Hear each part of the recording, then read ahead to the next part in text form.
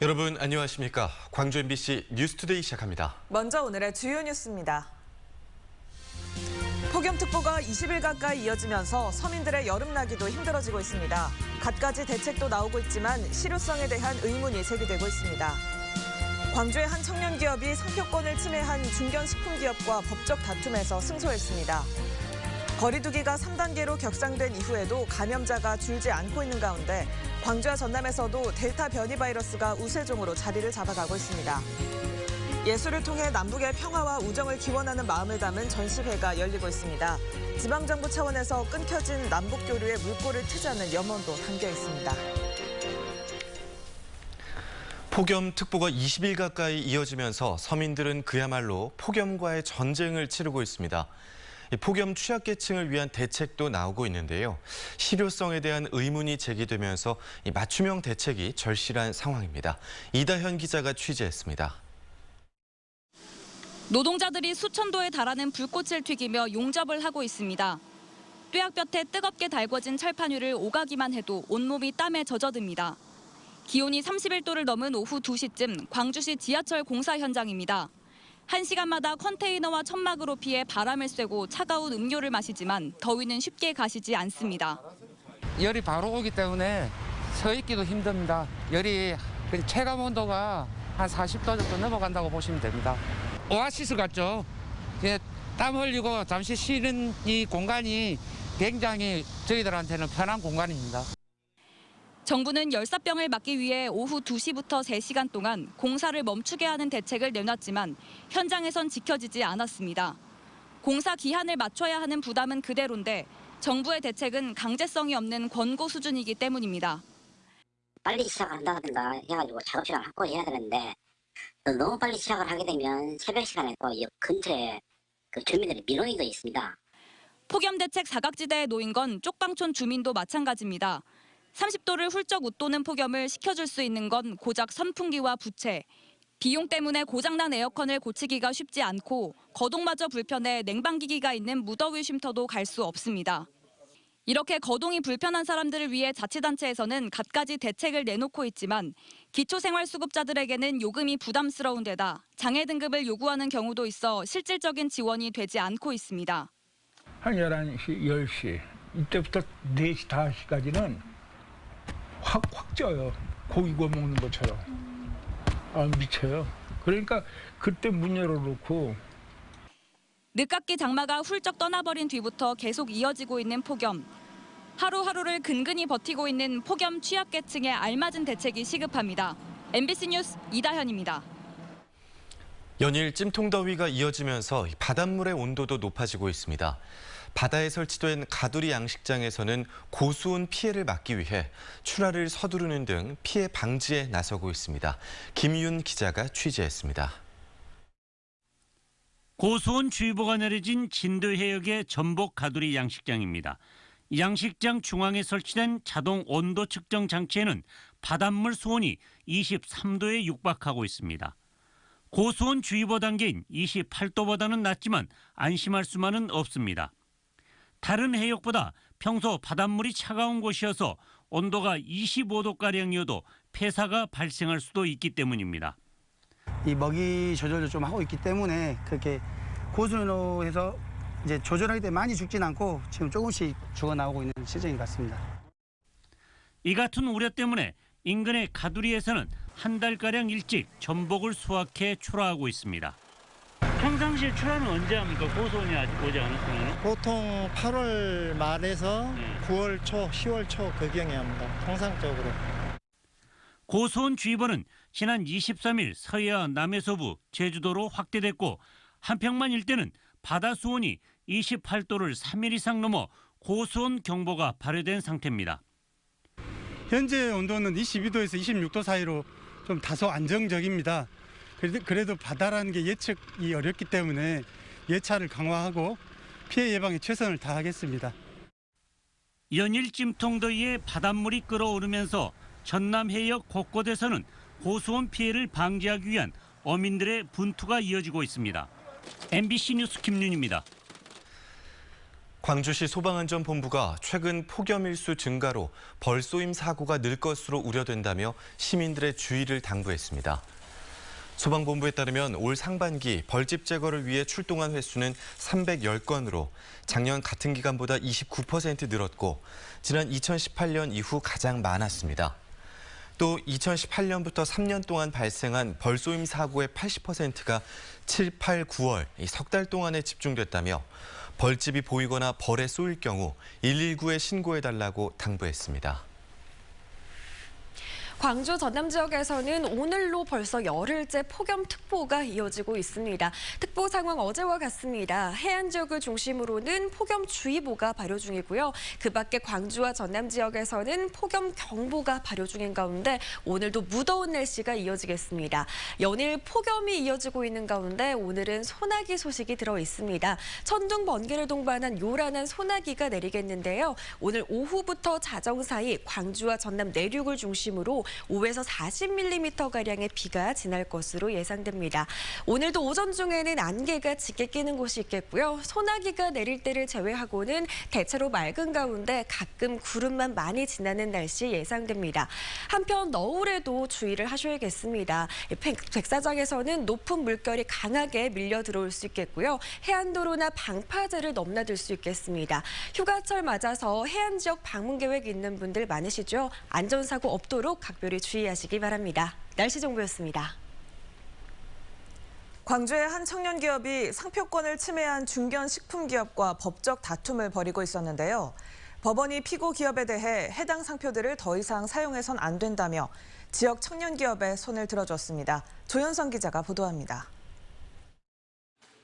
아이밀이라는 브랜드로 10년 전부터 유기농 과자류를 판매해오던 광주의 한 청년 기업. 중견식품기업 일동후디스가 3년 전부터 똑같은 상표로 비슷한 상품들을 판매하기 시작하면서 경영에 큰 어려움을 겪어왔습니다. 서울중앙지법은 최근 일동후디스가 사용 중인 7개 상표에 대해 더 이상 사용해서는 안 되고 상품 포장지와 광고, 홈페이지에서도 모두 삭제하라고 판결했습니다. 상대는 대형 로펌이었고요.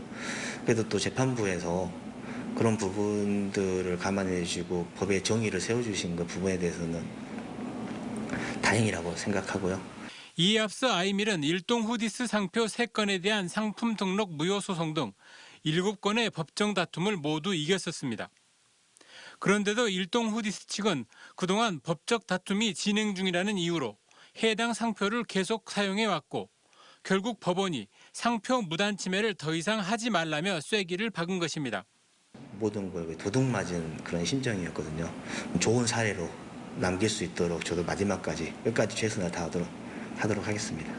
지난해 10월 광주 MBC 첫 보도 이후 국회 국정감사에서도 성토의 대상이 되었던 아이밀 상표권 분쟁.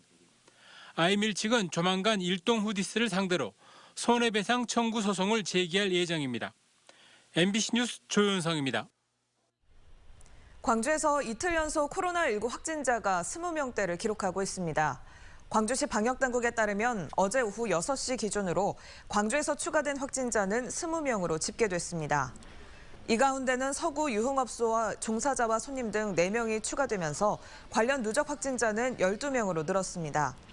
이외에도 기존 확진자의 접촉자 6명과 해외 유입 3명 등이 추가됐습니다. 광주 전남에서도 델타 변이 바이러스가 우세종으로 자리를 잡아가고 있습니다. 광주시에 따르면 지금까지 확인된 변이 바이러스 감염자 60명 가운데 절반에 가까운 29명이 델타 변이였고 나머지 31명은 알파 변이로 나타났습니다. 특히 지난 20일 이후 확인된 변이 바이러스 감염자 12명은 모두 델타형으로 확인됐습니다. 전남에서도 변이 바이러스 감염자 69명 가운데 40명이 델타 변이로 확인됐습니다. 17명의 사상자가 발생한 광주 학동 붕괴 참사의 원인을 밝히는 경찰 수사 결과가 오늘 발표됩니다. 광주경찰청 수사본부는 오늘 오전 10시 국립과학수사연구원이 분석한 건물 붕괴 원인과 경위, 책임자들에 대한 중간 수사 결과를 발표합니다. 현재까지 업무상 과실치사상 등 혐의로 경찰에 입건된 관계자는 23명으로 이 중 6명이 구속됐습니다.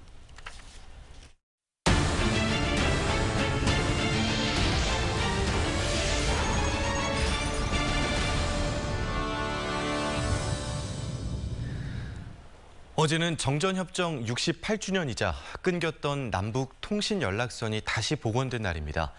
광주에서는 남북 미술 사진 전시가 열렸는데요. 예술을 통해서 남북의 평화와 우정을 기원했습니다. 보도에 송정근 기자입니다.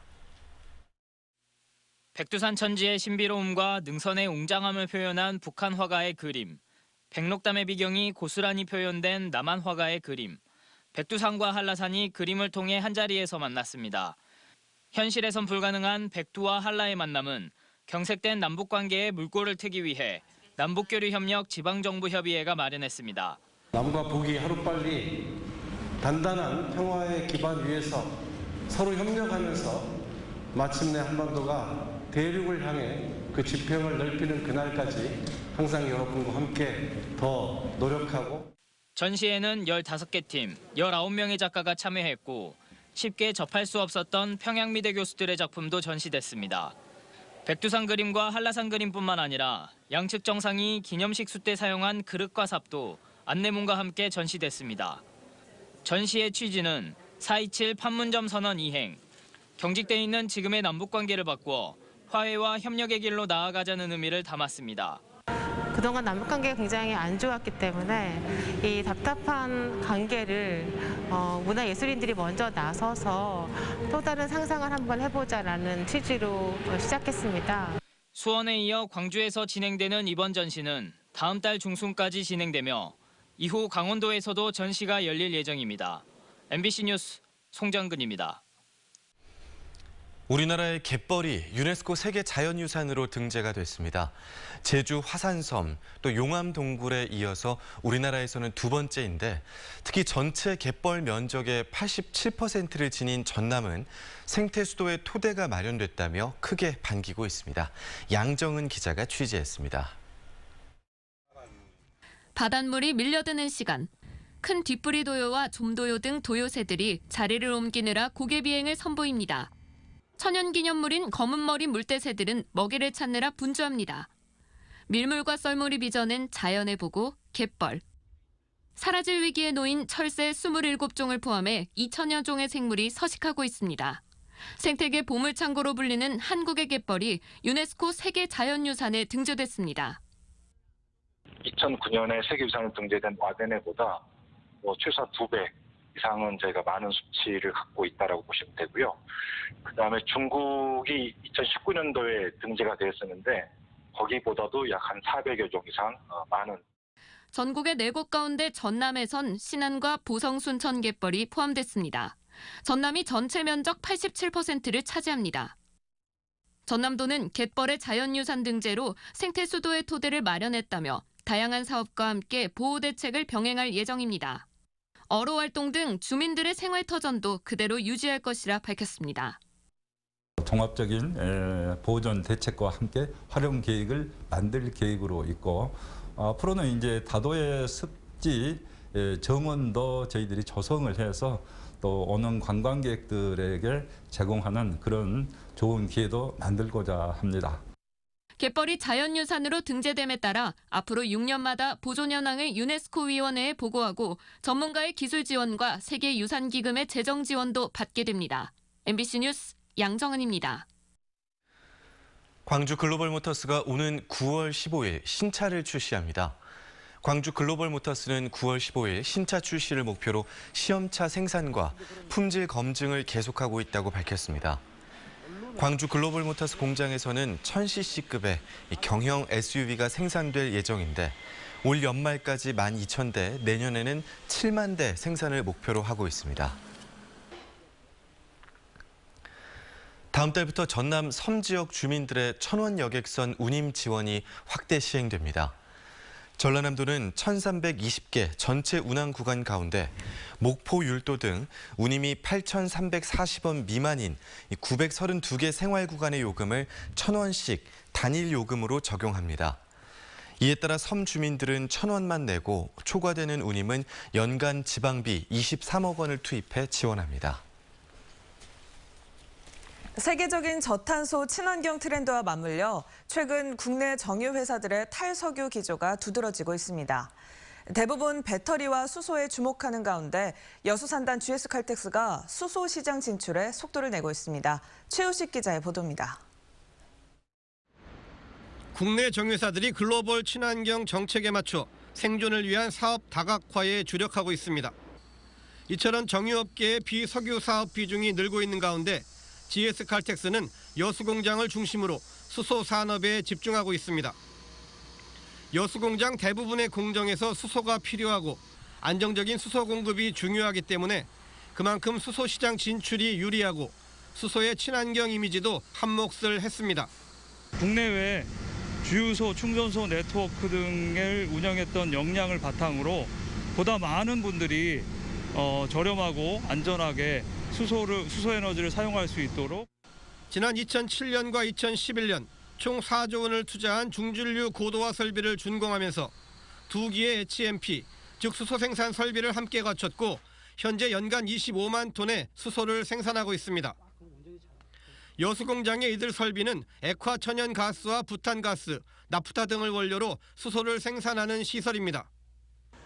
또 GS칼텍스는 지난 5월부터 한국가스공사 LNG 인수기지 인근에 2024년 완공을 목표로 연산 1만 톤 규모의 액화수소 생산 공장을 짓고 있습니다. 지난 6월에는 한국동서발전과 함께 1,000억 원을 투자해 여수 호남화력발전소 유휴부지에 15메가와트급 수소 연료전지 발전소 건립에도 착수했습니다. 오는 2023년 완공 예정이고 여수시도 전폭적으로 지원하고 있으며 앞으로 여수 공장의 수소산업 비중은 갈수록 커질 전망입니다. 다양한 친환경 에너지 공급 사업을 확장하고 있으며 그중 수소 사업은 여수 공장 수소 플랜트의 안정적인 운영 역량과 수도권 최초 수소 충전소 운영 경험을 바탕으로 심도 있게 검토해 왔습니다. 끝이 보이지 않는 코로나19 여파와 저탄소, 친환경 물결이 거세지는 요즘 COP28 유치와 탄소 중립을 추구하는 광양만권에서 온실가스 배출 기업들의 변신이 주목받는 이유입니다. MBC 뉴스 최우식입니다. 근로정신대 할머니와 함께하는 시민 모임이 미쓰비시 중공업이 시간 끌기식 소송전을 하고 있다고 비판했습니다. 시민 모임은 성명을 내고 미쓰비시 중공업이 결과가 뒤바뀔 수 없다는 것을 알면서도 항고와 재항고를 제기하며 사법 절차를 악의적으로 늦추고 있다고 주장했습니다. 앞서 법원은 지난 2월과 3월 미쓰비시 측이 강제 노역 피해자를 상대로 낸 특허권 압류 명령 항고를 기각한 데 이어 지난 20일에도 세 번째 항고를 기각했습니다. 차기환 변호사가 방송문화진흥회 이사에 지원한 것을 두고 5월 단체가 비판했습니다. 5.18 기념재단 등 5월 단체는 성명을 내고 방송문화진흥회 이사에 지원한 차 변호사는 이미 2차례 이사를 연임하면서 5.18 민주화운동 진상규명 논의를 묵살하고 가짜 뉴스를 퍼뜨리는 등 공영방송의 독립성을 훼손했었다며 반발했습니다. 또 5월 단체는 차 변호사가 지난 2014년 세월호 특조위 위원으로 활동하면서도 지속적인 방해 활동으로 유가족의 고발까지 당했다며 방송통신위원회의 올바른 판단을 기대한다고 덧붙였습니다. 해동문화예술촌이 여름방학 기간을 맞아 독서문화 정착과 독서 습관 형성을 위한 더불어 책함성 행사를 열고 있습니다. 초등학교 5, 6학년을 대상으로 오는 29일까지 실시되는 이번 행사에서는 다양한 문화활동과 결합한 독서활동을 통해 스스로 생각하고 판단할 수 있는 자기주도적 해결력을 키우기 위해 마련됐습니다. 신용보증기금이 전남 폭우 피해 중소기업 특례보증을 시행합니다. 지원 대상은 장흥군, 강진군, 해남군, 진도군, 진도읍, 군내면, 지산면 등에서 정부 지방자치단체로부터 재난재해 중소기업이라는 확인을 받거나 복구 자금을 배정받은 업체입니다. 신용보증기금은 정부나 지방자치단체가 확인한 피해금액 범위 내에서 운전자금 최대 5억 원, 시설자금은 소요금액 한도로 지원합니다. 전남소방본부는 대형 물류창고에 대한 유관기관 합동 소방특별점검을 실시해 19곳에서 불량사항을 적발했습니다. 주요 위반 사항은 특수가연물 저장, 취급 위반과 방화문 용도 장애, 소방펌프 작동 불량, 경보설비 음량 미달 등입니다. 소방본부는 행정처분을 엄격하게 집행해 도내 물류창고 안전을 확보하고 간담회를 통해 화재 예방에 적극적인 관심을 가져줄 것을 당부했습니다.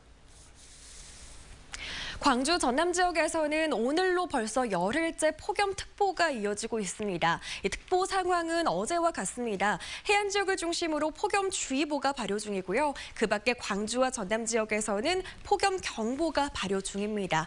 연일 무더위가 이어질 것으로 예상되는 가운데 오늘도 어제만큼이나 덥겠고요. 소나기가 지나겠습니다. 오늘 오후부터 자정 사이 광주와 전남에 천둥, 번개를 동반한 5에서 40mm가량의 강한 비가 쏟아질 수 있겠습니다.